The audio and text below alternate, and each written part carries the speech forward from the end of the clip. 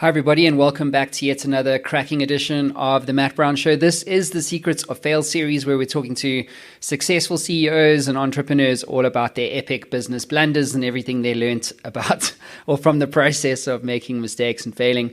With us in the line or on the line today in the hot seat is none other than Jordan Zimmerman, the founder and CEO, chairman, and super ding-dong guy at Zimmerman Advertising. Welcome to the show, Jordan.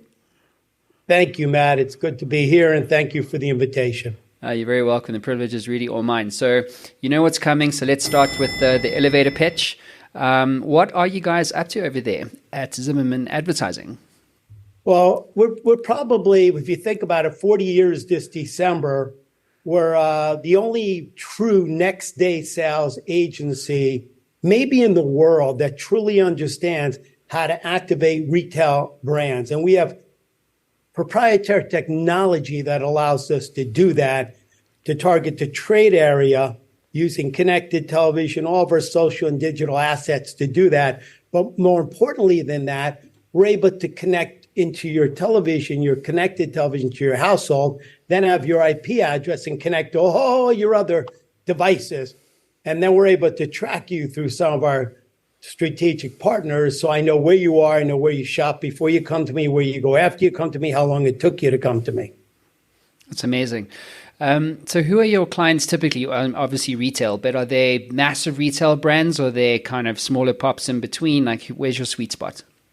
Massive retail brands. McDonald's is one of our clients, doing extremely, extremely well. Five Below, the fastest growing retailer in America today. By the end of this year, they'll have 1,500 stores. We've been there from when they had under 100 stores. We have Seabourn and Holland America, two cruise lines for that sector. AutoNation, one of the largest retail automobiles in the country, a $20 billion empire. And we have some amazing, amazing accounts. And we're very fortunate to have those accounts for many, many, many years. Mm-hmm. Beautiful, beautiful. And also, it goes without saying, having a business that's been around for 4 decades is an achievement in and of itself. so congrats on that. It's amazing. Yeah, it's Thank amazing. you very much. I'll take that as a true compliment. Yeah, it is. It is. Right. So let's get into the meat and the potatoes of this series. Jordan, what is your epic story of failure for our audience around the world today? So in 1993, we won Mitsubishi Motor Cars of America. I was early. I was 9 years into my career. Great win. And basically from 93 through 97, we handled the business. Took them from 136,000 cars, 252,000 cars. Epic growth. They hire a new president, Dick Rakia, who was instrumental in bringing us in, retired, and they brought in a new leader, Pierre Gagnon. Pierre comes to see me. I think we have this great meeting. He comes back. He tells me he wants to put the account into review just to see what's out there. Ladies and gentlemen, what he was really saying to me was, you're not my agency. You're Dick Rakia's agency, my predecessor. And he really wanted to get the hell rid of me. So we wind up, comes down to Deutsch and Zimmerman. We pitched the country. I win half the country. He wins the other half of the country. Pierre finally figures out, holy shit, I can't have two agencies. I can't even afford one. And he fires us through a fax machine on a Friday night at 5:00. Okay. So what happened from there? I want everyone to understand, perseverance is the key to success. Trust me, Friday night, I felt like shit. I went home. I'm feeling sorry for myself. I bled Mitsubishi out of my veins. We grew the heck out of their business. By Saturday morning, I'm like, okay, I could either wake up and go back to work or not. So what I did was I called many dealers I knew around the country. We go to Boston and win Ivory, go to New York and win Potamka. We go into Washington and we'll win Bill Hurwitz's business. We go win more business in Atlanta, more in Texas, more in Northern Cal, Southern Cal. So we replaced 45 million in business, 40 million in business with 45 million in business. But it didn't stop there.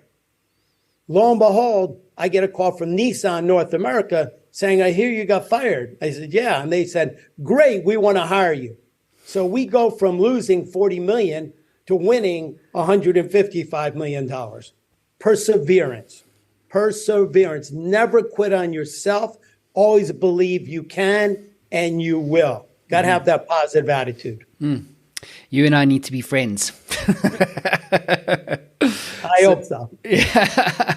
So, Jordan, when you think about that whole experience, obviously perseverance is certainly one of the key things that could be, a key lesson for you.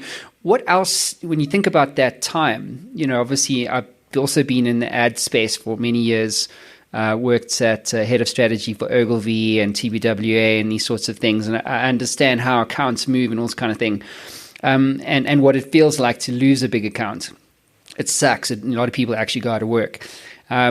And so when you think about that time, what stands out for you as a key lesson that you now take forward in your business with you today? Well, besides never quitting on myself, the company, or all the great associates that have worked for me for many, many years. In fact, some of the people have worked there 38 and 39 years, which is unheard of in the advertising industry. So part of my responsibility is being true to myself, but being a great coach and mentor for them. So what did I learn? I learned that who is really there for a paycheck at Zimmerman and who is really there to struggle with me through the hard times.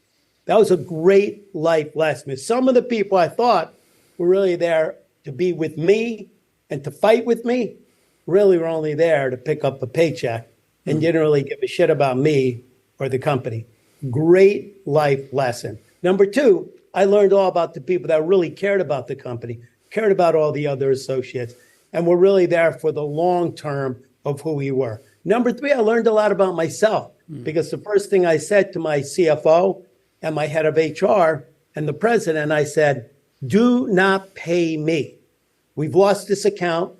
My responsibility. I'm going to go on the road. I'm not coming home till I win $40+ million in business. So I used my own money that I'd made over the years to go out and pitch the business and make sure I came home with something so we could keep everybody intact in the agency.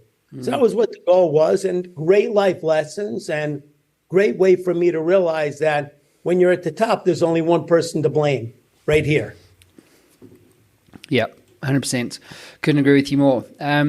So Jordan, if you could get into the Matt Brown Show time machine and kind of go back to yourself, while this whole situation was playing out, what would you do differently, if anything, and why? I think if I had to really make a change, I would change that entrepreneurs like myself are control freaks, and they don't really truly empower others and coach others. So I learned a very valuable lesson about empowering others, hiring better, looking for people that had skill sets that complemented mine, not mini-me's, and most importantly, entrusting in them, letting them make mistakes, coaching them through a mistake, not belittling them, coaching them, mentoring them, bringing them back up and telling them it's okay. So I learned a lot about myself in my management skills, which I think have helped to propel the agency today to the powerhouse we really are. This year, we'll do over $4 billion. That's a big, big agency, as you know, coming out of the agency world that we're in. That's unreal, dude. That's crazy. And so, Jordan, what's your advice then to other entrepreneurs who aspire to have your kind of success or your kind of scale of company? And in terms of and specifically what I'm looking for there is your advice in terms of the importance of failing or failure and becoming successful. I think the first thing it starts with is having a differentiated business plan. I wanted to build a business solutions firm that happened to do advertising. I wasn't focused on the output of the work. I was focused on the outcome of the work coming from right where you came from, strategy. I wanted that strategy to take the nuggets of what we learned in research. What were they? How could I bring those nuggets to life within a strategy? And could the brand deliver upon that? And was it differentiated for the brand, like Papa John's? Better ingredients, better pizza, Papa John. memorable, most repeatable tagline in the pizza industry. Those are the things that I think make a huge difference. So anyone that's out there listening, number one, starts with the business plan. Number two, the differentiation in the business plan. Number three, once you have all that and you start building, hiring people with great skill set that complement yours, not many use. And number four, and finally, believing in yourself and learning to be a mentor and a coach and not a control freak. Sound advice. And obviously, you've written your own book. I'll bring it up on screen for everybody. It's Leading Fearlessly, Transform Your Life and Find Success. And so on the topic of books or tools or resources, Jordan, what other books do you recommend to other entrepreneurs and CEOs? It's interesting. I try to read as much as I can. And Malcolm Gladwell, I thought the book Blink was really incredible. It talked about your gut. And a lot of times we don't trust our own gut. We do research to get insights. We take those insights and ask Matt Brown to turn it into a differentiated strategy. But you got to look at it and say, how does it feel? Knowing your brand, does it feel right? Knowing the category, will it truly differentiate the brand? Knowing the category, can that brand truly deliver on what we're promising to deliver? And I think with that, it's why I wrote the book, because I wanted to talk about the secret sauce to help build Zimmerman. The people say, why do you want to tell me your secret sauce? Good luck. Okay, because they've got to figure out how to do it their own way. I don't think you need another TBWA. You surely don't need another Zimmerman in the market. Okay, each one of them. TBWA is too much like VBDO, too much like DDB. I'm just myself. Okay, I don't go to Cannes. I don't go celebrate there. I think Cannes is a con job, and I don't need to go play there in that game. Okay, I'd rather be here ringing the register for my clients. We definitely need to be mates. Like, I can't stand that shit, dude. It makes me sick. Honestly, it was the worst thing for me about the advertising industry. It was like the circle jerk of like they all want to be celebrities. They want to produce movies. I'm like, then get in the movie business. Yeah, I want to produce work that actually works. Yeah, and drives. Yeah. And if I could drive traffic in that work, I could drive true interest. Yeah. I can still share.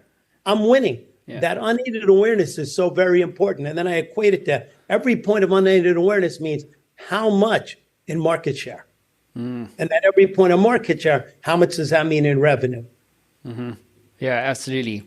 We need to do a whole show about advertising, because you and I, I'm sure, would have a lot of fun. But we don't have time for that, unfortunately, today. And that does conclude your time in the hot seat, Jordan. Thanks so much for coming on the show. I know you get a lot of interview requests, and a lot of the time you say no. So thanks for saying yes to the Matt Brown Show. It's been a real privilege having you on the show. And Matt, thank you for having me. And I love you come out of my industry, so you know exactly what I was speaking about. I know. You're great. People are very fortunate to have a Matt Brown out there to produce great work like you produce. And it's honored to be on your show. Yeah, beautiful stuff. Thanks so much, Jordan. Jordan, stick around. Everybody else, we will see you again soon.